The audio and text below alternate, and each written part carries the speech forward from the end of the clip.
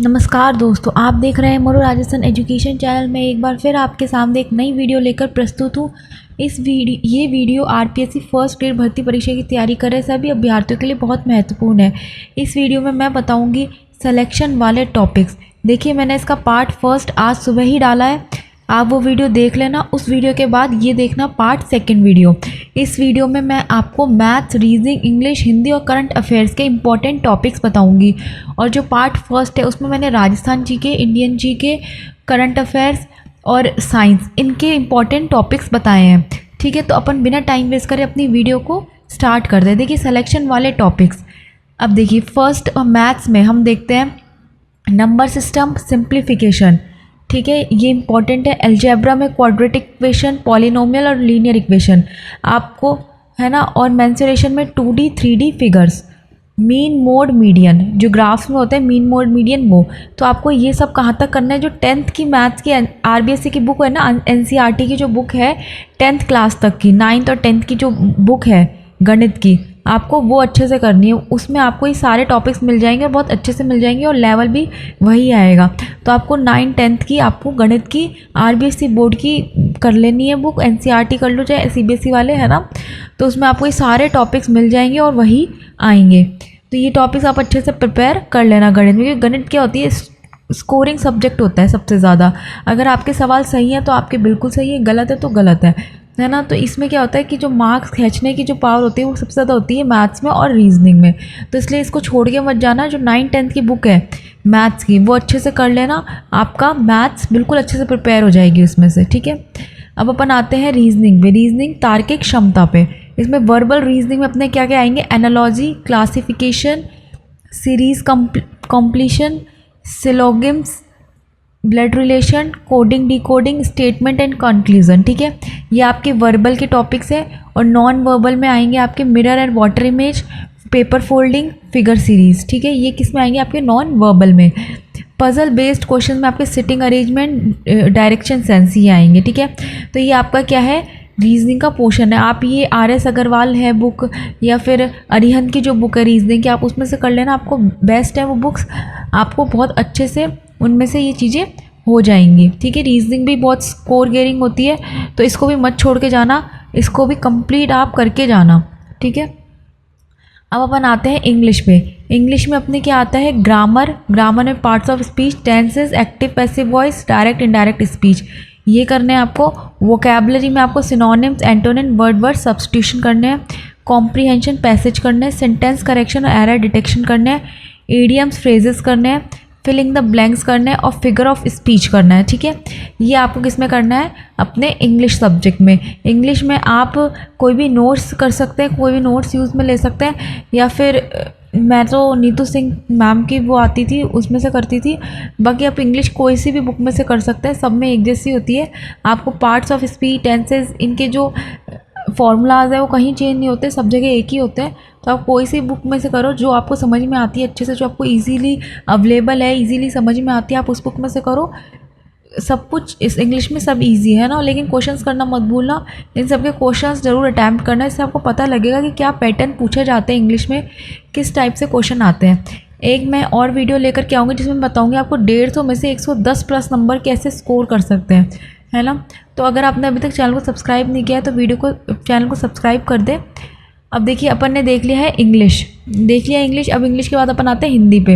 हिंदी में आपका व्याकरण में संधि, उपसर्ग, प्रत्यय, वाक्य शुद्धि, ये आप अच्छे से कर लेना। मुहावरे, लोकोक्ति, देखिए ये है तो नहीं, लेकिन कई बार क्या होता है कि बोर्ड पूछ लेता है, तो इसलिए मैंने डाल दी। और मुहावरे और लोकोक्ति क्या है, याद करने में भी बहुत आसान है, तो इसलिए एक बार आप देख लेंगे तो भी आपको आसानी से याद हो जाएगी, है ना। पर्यायवाची, विलोम शब्द, अपठित गद्यांश, ये आपको करने हैं हिंदी में याद अच्छे से, है ना। ये अच्छे से हिंदी में प्रिपेयर कर लेना। हिंदी की व्याकरण की बुक आती है, वो यूज़ में ले लो, बेस्ट बुक है। ठीक है, और बाकी कोई भी हिंदी की जो बुक्स हैं आप उसमें से आराम से हिंदी का कर सकते हैं, आराम से आपकी हिंदी हो जाएगी, है ना। अब अपन आते हैं करंट अफेयर्स में। करंट अफेयर्स देखिए, मैंने आपको पार्ट फर्स्ट में भी बताया था, उसमें मैंने आपको मेन ऐसे बताया था कि क्या क्या आपको राजस्थान स्तर पे और इंडियन स्तर पे आपको करनी है करंट अफेयर्स। लेकिन इस वीडियो में बताऊंगी कि ऐसी कौन सी जो मतलब राजस्थान की भी नहीं होती और इंडिया की भी नहीं होती, जो कॉमन होती है वो आप कौन कौन सी करनी है ना। तो अगर आपने फर्स्ट पार्ट ज़रूर देख लेना, उसमें मैंने राजस्थान जीके, इंडियन जीके जो मेजर पार्ट रोल करते हैं ना, जो उनको बताया है मैंने आपको, तो बिना उनके तो कभी भी पेपर निकल ही नहीं सकता, राजस्थान जीके, इंडियन जीके। बाकी ये स्कोर गेनिंग है, जो मैथ्स रीजनिंग है सब स्कोर गेनिंग है, लेकिन ज़रूरी इंडियन जीके और राजस्थान जीके भी है। तो इसलिए वो वीडियो ज़रूर देख लेना, मैंने आज सुबह ही वीडियो डाला है, बाकी उसका लिंक भी मैं डिस्क्रिप्शन में डाल दूँगी, है ना। तो अब देखिए करंट अफेयर्स पे आते हैं हम। करंट अफेयर्स में देखिए क्या क्या करना है आपको।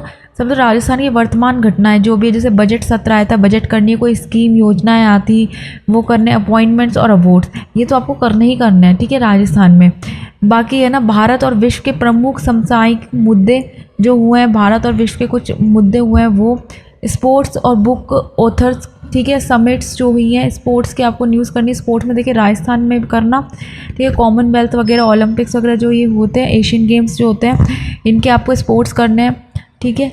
साइंस एंड टेक्नोलॉजी की अपडेट्स करनी है, कोई साइंस में या टेक्नोलॉजी में कुछ आया है, अपडेट आई है, तो आपको वो अच्छे से परफॉर्म करना है। गवर्नमेंट स्कीम है जो राजस्थान और सेंट्रल की, वो अच्छे से कर लेनी है।